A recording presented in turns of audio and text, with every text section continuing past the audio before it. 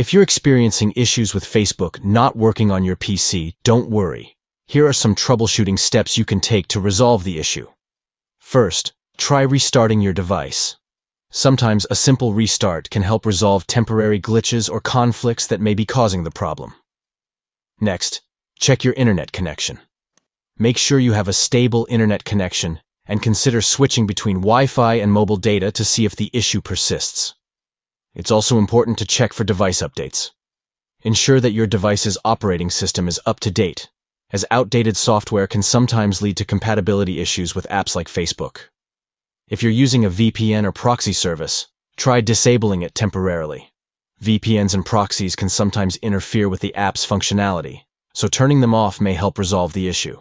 If none of the above solutions work, consider reaching out to Facebook's official support channels for further assistance. They may be able to provide additional guidance or troubleshoot the issue on their end. By following these steps, you can hopefully resolve the issue of Facebook not working on your PC and get back to enjoying the platform without any interruptions. Thank you for watching this tutorial. We hope these tips help you get Facebook up and running smoothly on your PC. Stay tuned for more tech-related content and troubleshooting guides.